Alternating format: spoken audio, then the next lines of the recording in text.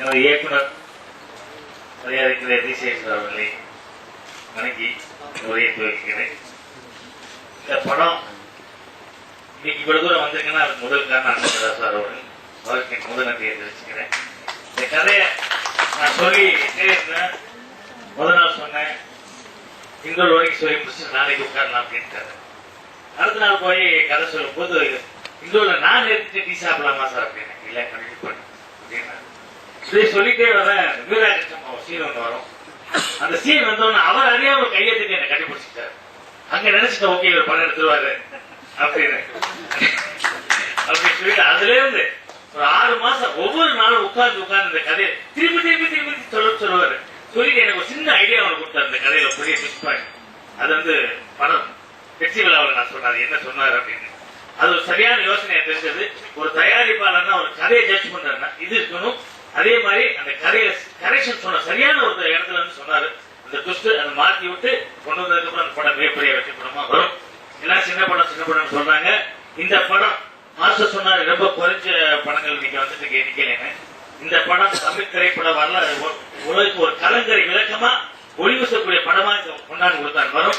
Master சொன்ன மாதிரி இந்த 2012 மிகப்பெரிய இதே மாதிரி சின்ன படங்கள் எடுக்கிறதுக்கு நிறைய தயாரிப்பாளர்கள் முன்னுக்கு வருவாங்க. குறைந்த நாள்ல நிறைய படங்கள் வரணும்னு ஆனவனை வேண்டிக்கிறேன். எங்களுடைய அழைப்பை ஏற்று வருகிற அனைவருக்கும் நன்றி. பத்திரிகையாளர் நண்பர்களுக்கு வணக்கம். இன்னைக்குமே தரமான படங்களுக்கு பத்திரிகைகள் ரொம்ப ஆதரவு கொடுத்துருக்கீங்க. ஒரு தரமான படம் தெரிஞ்சிருக்கும். அதே மாதிரி இந்த கொண்டாந்து கொடுத்தாலும் நல்ல ஒரு ஆதரவு கொடுத்து இந்த படத்தை வெற்றியை ரசிக்க படத்தை பத்தி யாருக்காவது பேசணுமா?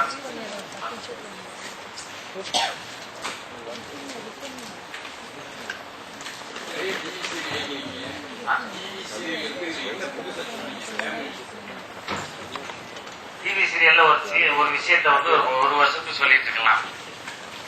ஒரே விஷயத்த 2 மணி நேரத்துல சொல்லி ஆகணும்.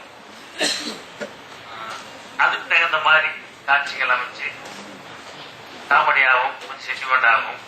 ரொம்ப சுருக்கமா சொல்லணும்னா நம்ம சந்தோஷத்தை மற்றவங்களுக்காக கொஞ்சம் விட்டு கொடுத்தோம்னா மற்றவங்களால நமக்கு நிறைய சந்தோஷங்கள் கிடைக்கும் அப்படிங்கிற ஒரு கருத்தை தெளிவாக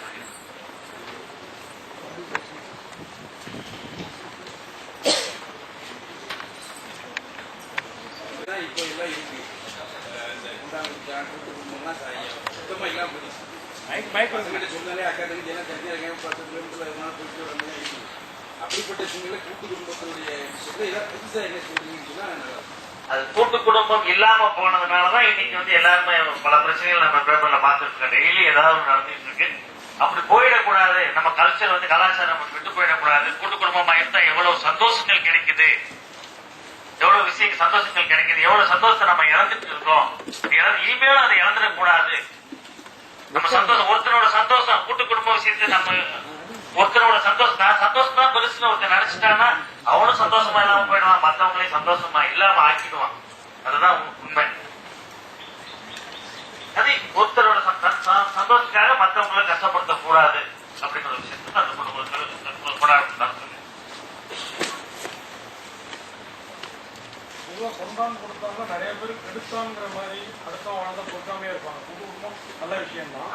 ஆனா அதுல வந்து நிறைய பேர் இன்னொருத்தவங்க சைடில் இருந்தாலும் அவங்க பிடிக்காம அந்த விஷயங்கள் இதுல ஒருத்தவங்க அடிச்சுக்கிறது இல்ல அடிச்சுக்கிறதுங்கிறது வந்து பாசத்துக்காக தான் அடிச்சுக்கிறாங்க. பொருளாதாரத்துல வந்து அவன் முன்னாடிட்டான் இவன் முன்னாடிட்டான் அப்படின்னு சொல்லி அடிச்சுக்கிறாங்க. சின்ன தப்பு நடந்து போச்சுன்னா சின்ன விஷயமா இருந்தா கூட விட்டு கொடுத்துட்டு போயிட்டோம்னா எல்லாருக்குமே சந்தோஷம் கிடைக்கும். விட்டு கொடுக்காம ஈகோ பார்க்க ஆரம்பிச்சோம்னா எவ்வளவு பெரிய பூதமா முடிச்சிடும். உண்மை என்னன்னு தெரியாம நம்ம நடந்துக்க கூடாது. எடுத்தாங்கிறவங்க தான் நிறைய பேர் இருக்காங்க. அது இருக்கக்கூடாதுக்காக தான் நாங்க இயக்குநர்கள்லாம் ஆசைப்படுறோம்.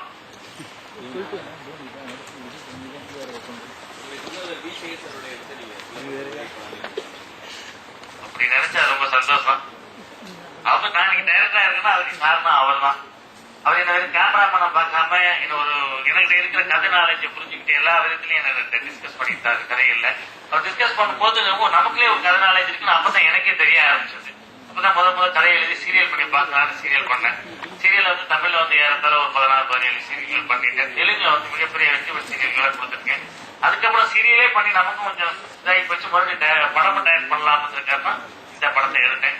இந்த படத்தை பார்த்த எல்லாருமே பாராட்டியிருக்காங்க. ஒரு சாதாரண ஒரு ஆபரேட்டர் படம் பார்த்துக்கிட்டே இருந்தவர் இந்த படம் நான் தான் டைரக்டர்னு தெரியாம பாக்கியராஜ் சார் படமும் விசேஷ் சார் படம் மாதிரியே இருக்கேன் அப்படின்னாரு. ஏன்னா நான் பாக்கியராஜ் சார்ட்டையும் அசிஸ்டண்டா ஒர்க் பண்ணிருக்கேன், விசேஷ் சார்ட்டையும் கேமராமேனா ஒர்க் பண்ணிருக்கேன். ரொம்ப நல்லா இருக்கு சார் அப்படின்னு ரொம்ப பாராட்டினாலும் எனக்கு ரொம்ப சந்தோஷமா இருந்துச்சு. இறந்த பிள்ளை யாரோட இறந்தையும் யாரும் ஃபில்லப் பண்ண முடியாது. அது மாதிரி வந்தா சந்தோஷம். எனக்கு என்ன விட அந்த விசேஷ் சார் ரொம்ப சந்தோஷப்படுவார்.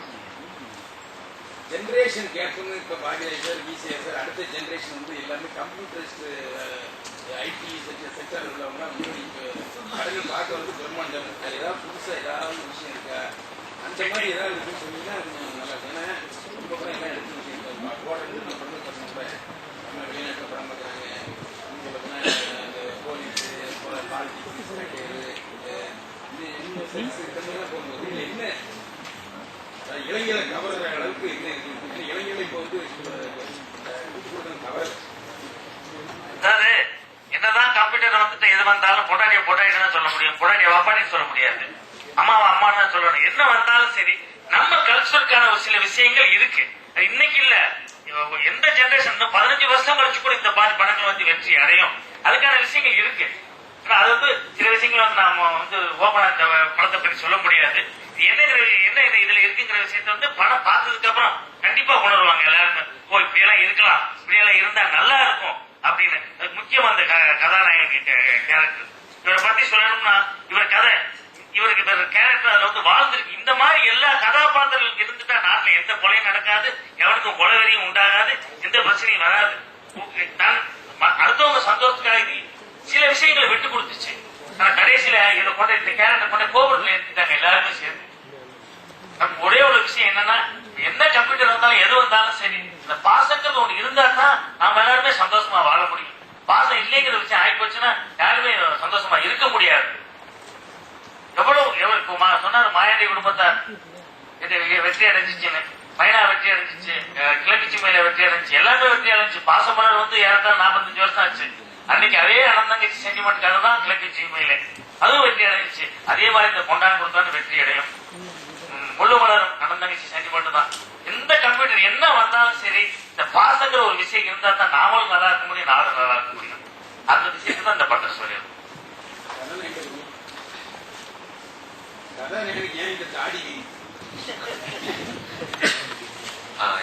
எல்லாரும் கேட்கிற சரியான விஷயம் தான். நான் என்னோட அடுத்த படம் வெள்ளை மழைன்னு சொல்லிட்டு ஒரு படம் நெக்ஸ்ட் வீக்ல போட்டோ ஷூட். நான் எவ்வளவோ சொன்னேன் அவர்கிட்ட, இன்னைக்கு மட்டும் நான் தாடி மீசி எடுத்துக்கிறேன்னு சொல்லிட்டு அவர் முடியிலே கை வைக்க கூடாதுன்னு சொன்னார். அதுக்காக தான் இப்ப தாடியும் மீசி வச்சிருக்கேன். அவரால் தான் பண்ணிக்கிறேன்.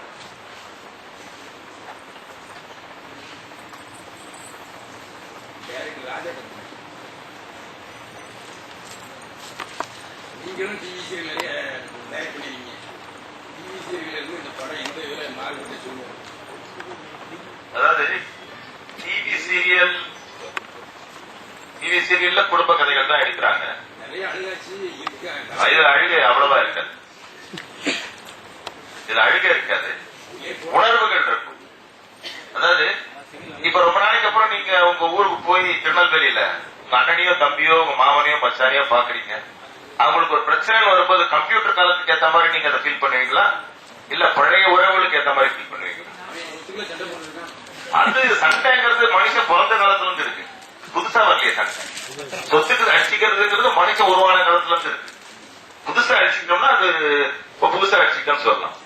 உறவுகள் பாசம் அந்த இது வந்து என்னைக்கு புதுசுதான். இன்னைக்கு எல்லாருமே சொன்னாங்க மாயாண்டி குடும்பத்தார், நாடோடிகள், அப்புறம் வந்து மைனா. இதுல வந்து என்ன கம்ப்யூட்டர்ல அவங்க பண்ணிட்டாங்க, எந்த ஃபாரின்ல போய் எடுத்தாங்க, எத்தனை பெரிய பெரிய ஹீரோயின்ஸ் வச்சுட்டு அரகுறை ட்ரெஸ்ல பாட்டு போட்டாங்க இல்லையே. எதுவுமே இல்லாம அந்த படம் சக்சஸ் ஆச்சு இல்ல. அப்படி எடுத்த படங்கள் எத்தனை படங்கள் ஓடி இருக்கு? எதுவுமே ஓடலையே. நான் சொல்ல முடியும், ஆனா சொல்லக்கூடாது, தப்பா போயிடும், சொல்ல விரும்புறேன். அதனால படங்கள் போய் ரொம்ப கம்ப்யூட்டர் வச்சு மியூசிக் போடுறது, கிராபிக்ஸ் பண்றது, கிராபிக்ஸ் பண்ண படங்கள் எல்லாமே ஓடிடுச்சா இல்லையே. ஒரு 4 படம் சொல்லுங்க கிராபிக்ஸ் பண்ண படம் போன வருஷம் ஓடுனது. போன வருஷம் ஓடுனது மைனா, அங்காடி தெரு, நாடோடிகள், மாயாண்டி குடும்பத்தார், போன வருஷம் இல்ல கிட்டத்தட்ட ஒரு 2 வருஷமா கணக்கிட்ட இந்த மாதிரி படங்கள் தான் ஓடி. கம்ப்யூட்டர் பண்ணியோ கிராபிக்ஸ் பண்ணியோ ஃபாரின்ல போய் எடுத்தோ 3 ஹீரோயின் 4 ஹீரோயின் அரைகுறை ட்ரெஸ் போட்டு ஆடின படங்கள் எதுவுமே ஓடல. 50 கோடி 60 கோடி 100 கோடி செலவு பண்ண படங்கள் எதுவும் ஓடல.